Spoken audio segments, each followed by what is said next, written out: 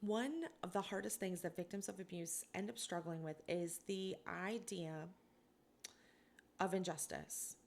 That the abuser is going to get away with what they did to the victim and that there will be no justice for them.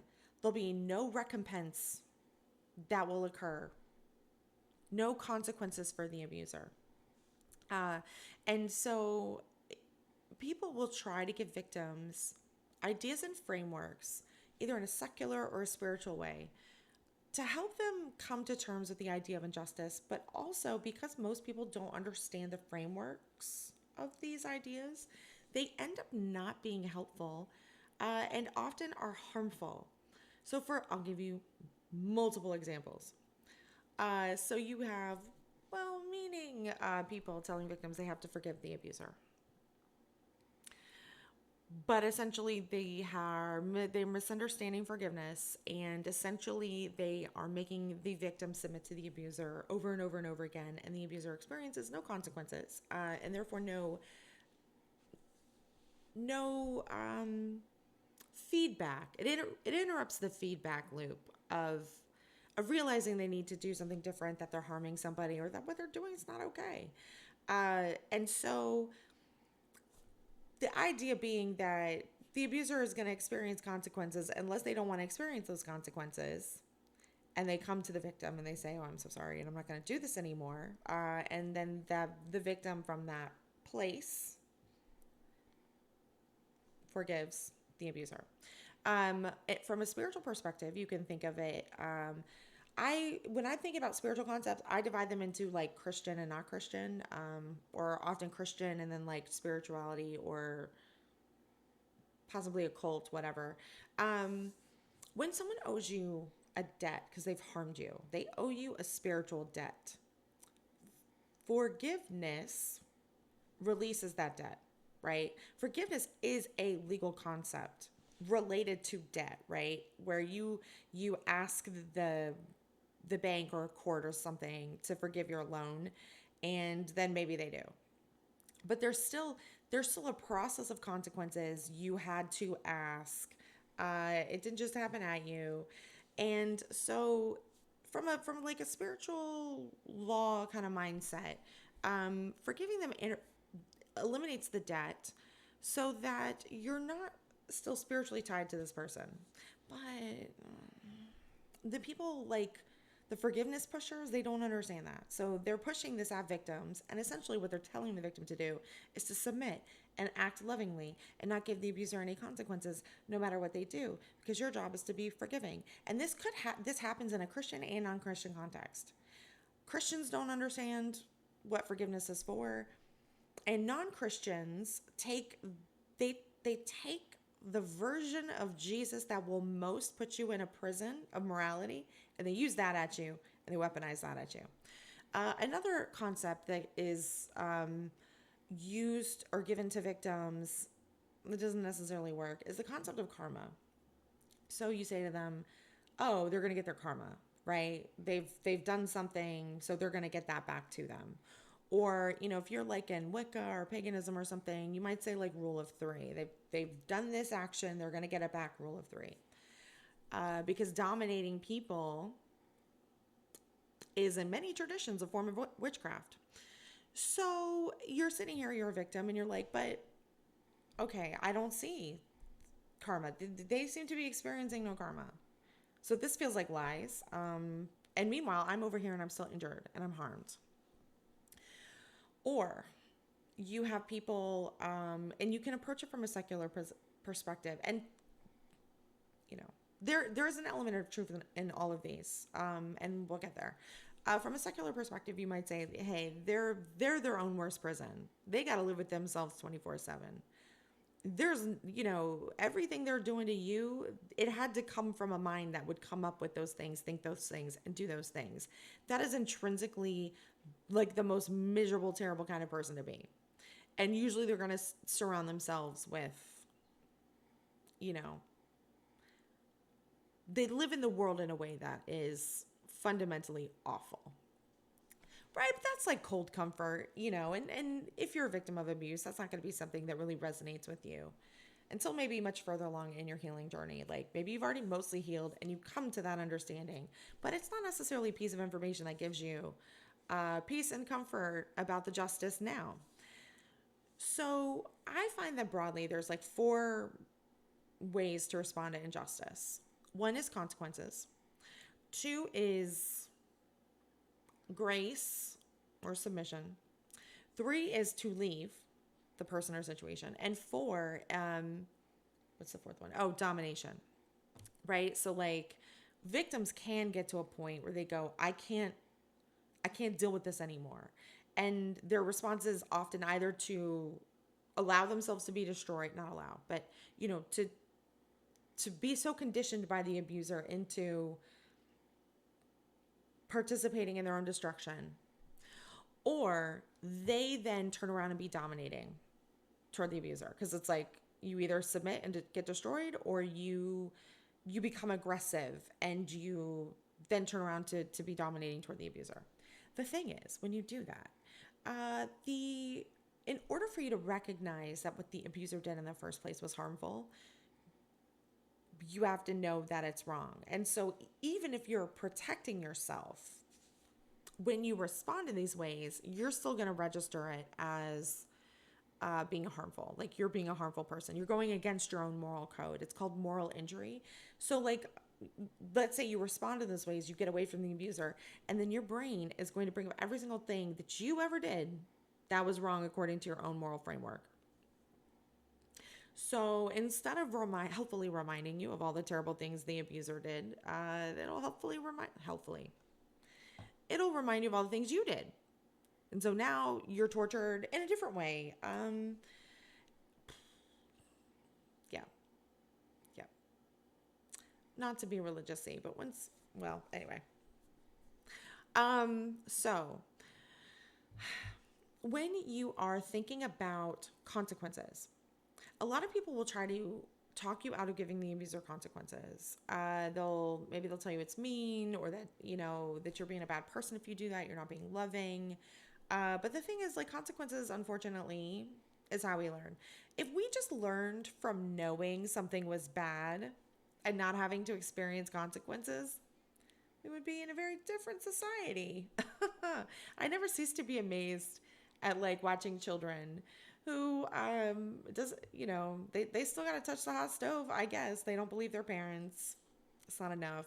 They go touch it themselves. And then you're like, why didn't you trust me? Why didn't you listen to me?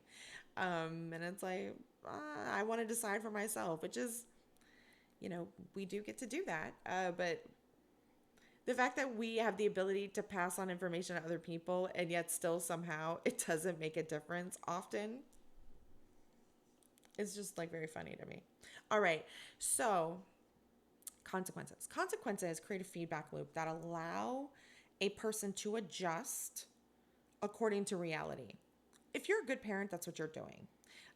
So you don't want to be 100% loving parent all of the time, because that's not going to be reflective of reality.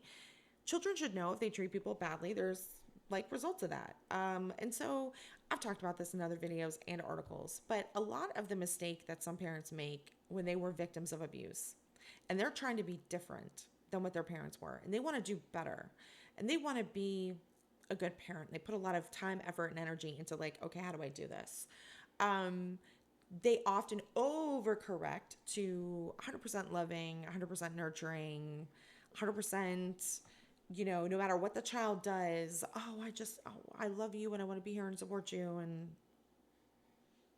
no. If anybody knows a teacher, if you've ever been in a classroom with a bunch of like children who are not listening, what in the world is happening today?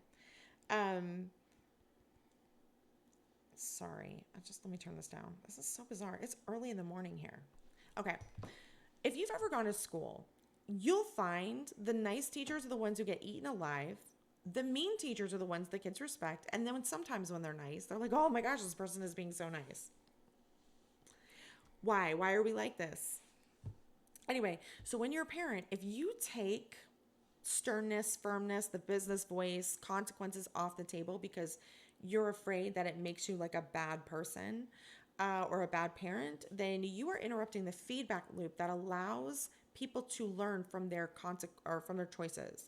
And so victims are often moved into that position in the abuse dynamic, or they've been conditioned into it, or maybe they have people pleasing tendencies, perhaps from like prior abuse. So, for whatever reason, that consequence cycle is interrupted. And so, the problem with that is that reality is what reality is. For the abuser, it's never enough. It's never enough control. It's never enough domination. It's never enough telling you what to do. It's never enough. Like, if they were ever satisfied, they wouldn't be who they are. So, no matter how much you give, it's never enough. And so it'll always get to a point where the victim literally cannot take it anymore. It doesn't matter how accommodating you are as a person. There does come a point where you're literally like, I'm either going to have to be destroyed if I submit to this person or become a monster I don't want to be. So consequences are actually really important. And victims have often, for whatever reason, ended up removing that from the relationship dynamic. Especially if you have family that's like pushing you to not give this person consequences. Yeah. So then there's like the grace one, which is the one that usually gets manipulated into submission, like complete and utter submission. And you often see this in a Christian context, and we're gonna get to that. So the idea of love being that you're patient and you're kind with somebody, and therefore that the way, however they treat you, because you love them, you should be patient and kind. Well, I've talked about this in other videos. Should love be there if someone's treating you badly? Like when you presuppose the outcome that love should be there, often because we made a promise, or we're family and that's how it is, or we've been best friends for a decade, we grew up together. When you presuppose that the love should be there, instead of recognizing, oh, if these things are not present, then love is not here, then you will force yourself to stay in situations that are not good or safe situations.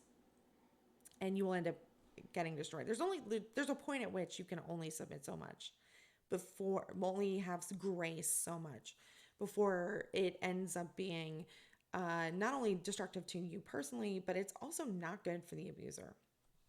All right. So then there's the option I love, which I talk about all the time, which is to leave, to remove your presence, all of your love, your nurturing, your gifts. Like you take it with, they don't appreciate it. So you leave. Suddenly they want it back. They're showing you that they are not a person who knows how to water the grass where they are, right? If someone can't appreciate you while you're around, they're essentially a relationship libertarian. They take for granted the infrastructure that you've been providing until you leave, and then suddenly they're like, no, that I want it. Like an actual libertarian who's like, oh, we should just do whatever we want to. And then you're like, okay, buddy, no utilities for you. And then suddenly they want internet and an electrical grid and, water processing.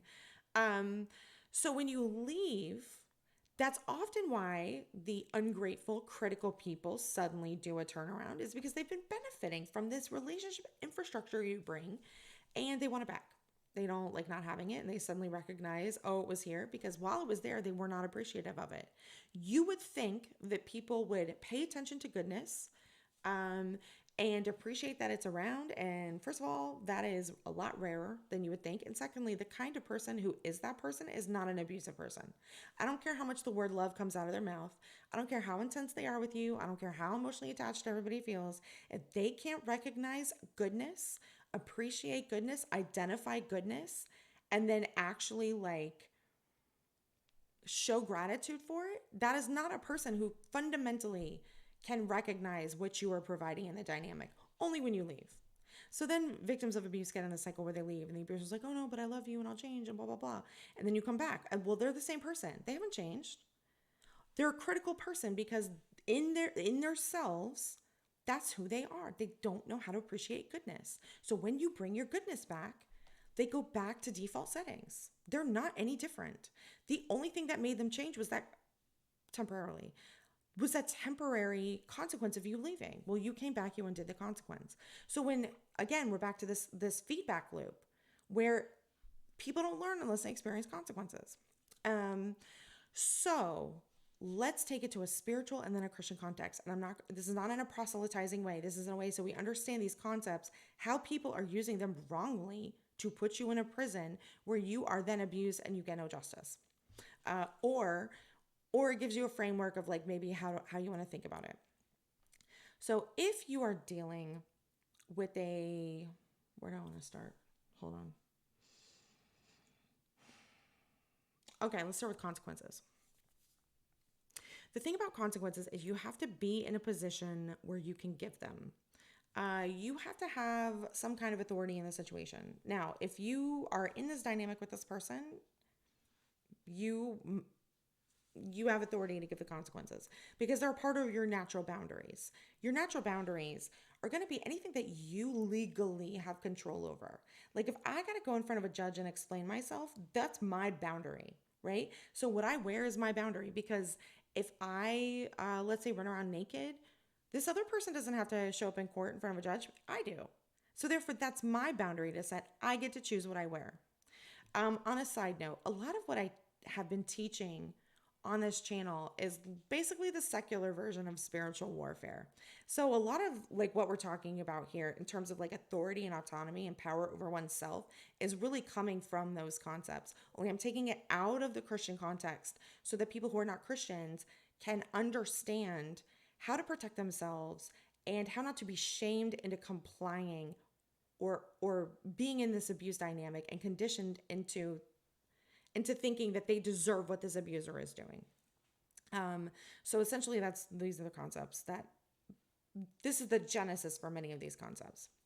All right. So if you give a person consequences, you're essentially, oh wait, no boundaries. Sorry, my bad. Okay. So if it's my thing, I'm legally responsible for it. So if it's my car, like if my car doesn't have tags on it, I'm the one that gets a ticket or goes to court. So therefore, I get to decide what happens to my car. I get to decide what happens to my things. I get to decide what happens to my body. I get to make the decisions for me. You get to make the decisions for you. Now, it gets tricky when you are dealing with shared resources where both people have legal entitlement or like maybe children. But even in those situations, you get to make certain decisions. And then if the other person isn't acting appropriately, you can take it to a court of law with an attorney and stand on that ground and argue for your rights. Okay, so once you realize this is what I have authority over me, and I have the ability to set those boundaries, to make decisions about those boundaries, and those boundaries have consequences for the abuser, ones they often don't like. So you have that authority to set those boundaries. You have that authority to make those decisions. If you treat me this way, I'm not going to do what you want me to do, right? That's a boundary you set for yourself that has consequences for the abuser. So the thing about that is, from a Christian perspective, when you give somebody consequences, you are acting as if you're God, in a sense. And so some of those consequences are totally fine to do. But there gets a point where you have moved from consequences to judgment. And that's where we, if you're a spiritual person, that's where you want to be careful. Because there's this idea of like, as you do to others, you're giving permission for it to be done to you, or as you do to others, it'll be done to you. And so that's why in the Christian context, you're supposed to give it to God because that interrupts the loop. You get the justice without making yourself personally liable for similar stuff. So God interrupts that loop. Whereas if it's karma or if it's, you put it out in the universe and you receive what you get back. If you give it to God, that interrupts that mirroring spiritual blowback that you might be getting. So it's like acting in a way that protects your ability to be safe and also protects your victim status. And I'm gonna get to that in a second. So if you're having someone tell you, oh, they're going to get karma or God's going to judge them or whatever, and you don't see it, it's very hard to believe in that.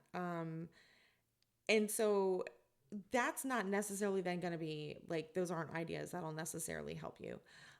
I do personally think those things occur. However, the worse the person is from a Christian context, the worse the person is, it may be the less consequences they receive because their consequences are coming in the worst way possible, which is when they can't change anymore. If you, in a Christian context, you mess up in this life, but you get consequences in this life, you have the opportunity to change, to recognize what you're doing wrong, and to make different choices to be a different person. Once you go from being mortal to being, I don't want to say immortal, that feels weird, but to being no longer mortal. Here in the mortal realm, you have that freedom to change. And the reason why is because in the mortal realm, we have time. We experience time, so you can have cause and effect and you can change.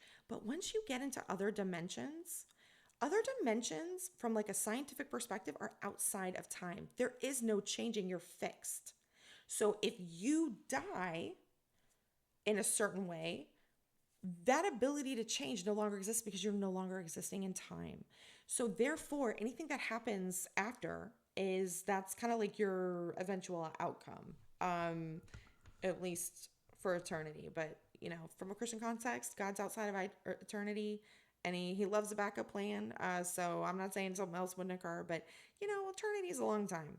So if you're alive, you have the ability to change, receive consequences, and change. But if God doesn't, God's like, I'm just going to turn you over to your wicked ways. So you may see somebody who seems to experience no consequences, who's kind of like got plot,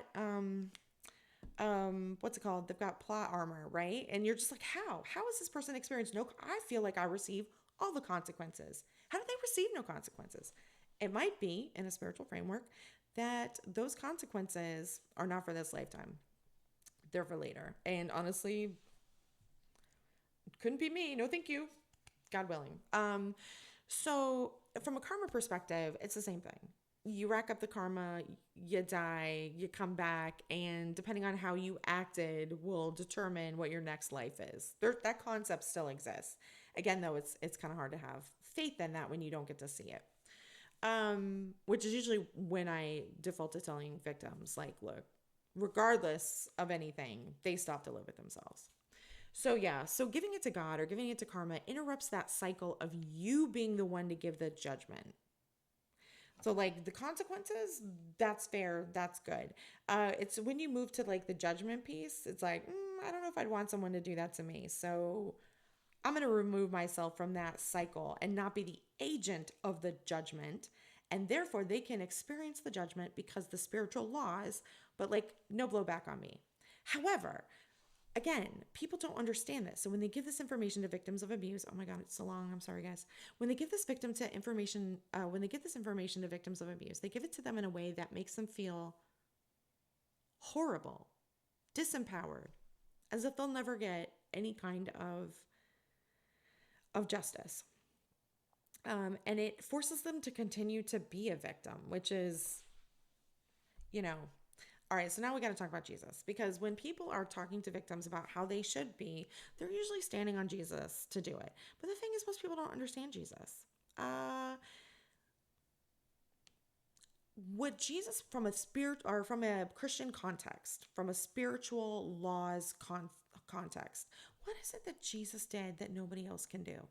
Because whenever you talk to Christians, they're like, he lived a perfect life, he died a perfect death, he, what is it? He died, rose from the grave, blah, blah, blah, conquered death, keys to the king, whatever, right? It's like, why do we keep repeating this? Why is this so important?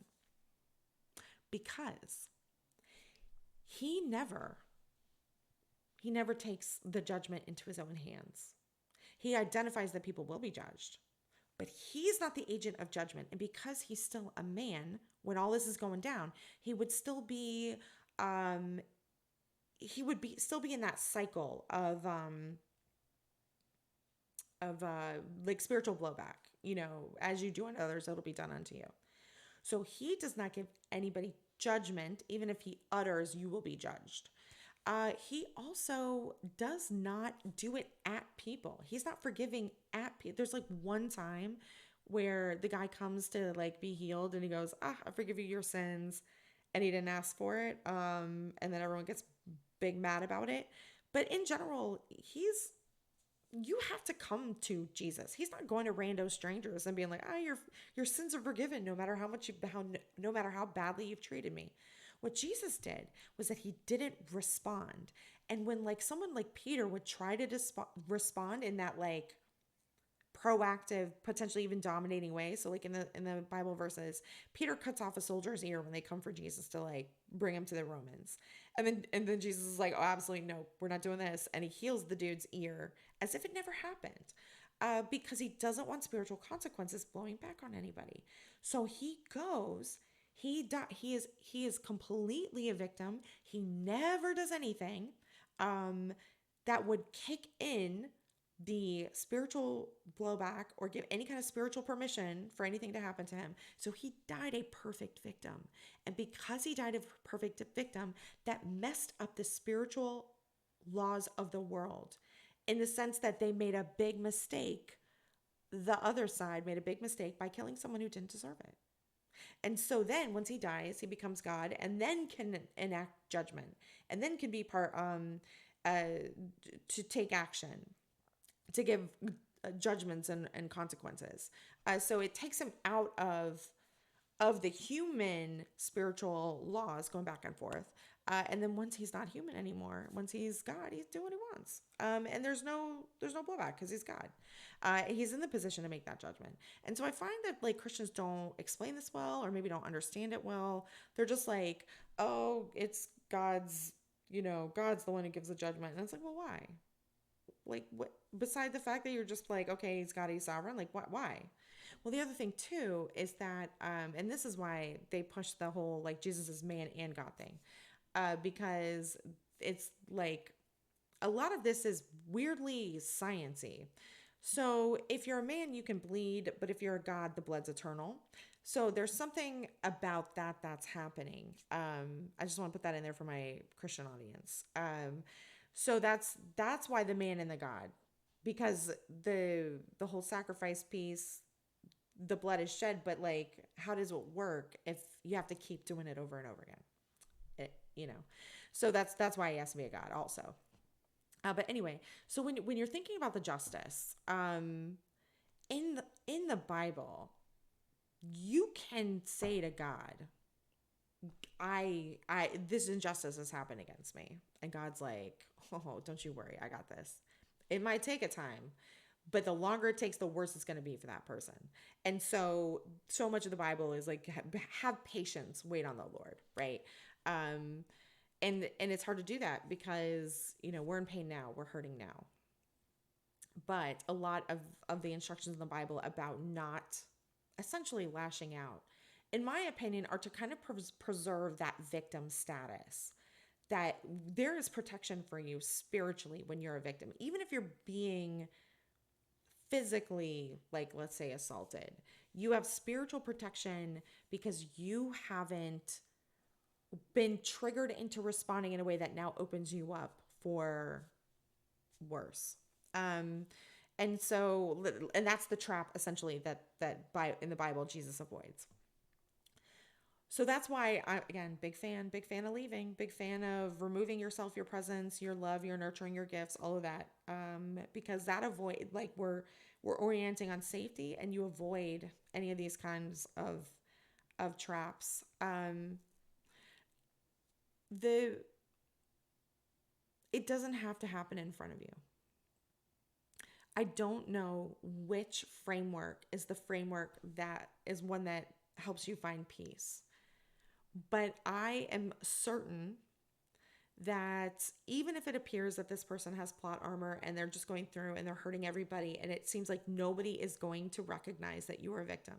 When you get, and this happens in a more like spiritual sense, you'll get people saying like, oh, don't be a victim because you're going to attract, like law of attraction style. You're vibrating at the vibration of being a victim. Therefore, you're going to attract more victimness. You're putting that out in the world.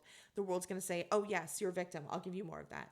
When in reality, a lot of the times what victims are wanting is validation that they've been a victim, not more victimness. So that's a framework that is unintentionally also a spiritual framework that ends up harming victims of abuse. And I really love a framework that's like, yes, you were a victim. Here's Lamentations. Also, I got it. You're handled. Don't worry about it. It's hard though, because we want to see the justice, or we want to enact the justice. And getting to a place where you can let it go and trust that whatever the mechanism is, whether it's that, if you're just shitty to people after enough time, there's going to be an equally shitty person who comes along and treats you the way you've been treating other people. Or if you think about it from a karma context, or if you think about it from a Christian context. But there is a consequence for acting in these ways. Even if it's not like making us feel that we've received the justice. Sometimes it helps to know that something is or will occur, and maybe you just haven't seen it yet. And that's hard. That takes a lot of patience. But I will say is, if you aren't healed and they receive the justice, it doesn't heal you. If you aren't healed and you receive an apology, it doesn't heal you. It's just like, well, how could you do this to me? The pain is still there. It hasn't healed. So your ability to heal is not contingent on whether or not they have the justice, even if it feels like it should be. Your ability to heal is not contingent on whether or not they ask for your forgiveness or try to make it up to you. It's more likely to occur over time if they put in that work, but you're also more likely to forgive them in those circumstances. Anyway, this is all extremely difficult to think about, to have a concept for. And I just want to say you're not alone. You're not alone in wanting the justice. You're not alone in being angry on your own behalf. You're not alone for thinking, why? Why isn't anything happening to them? There are ways that things will happen to them, even if we don't see them. Anyway, I hope this makes sense, and I'll talk to you next time.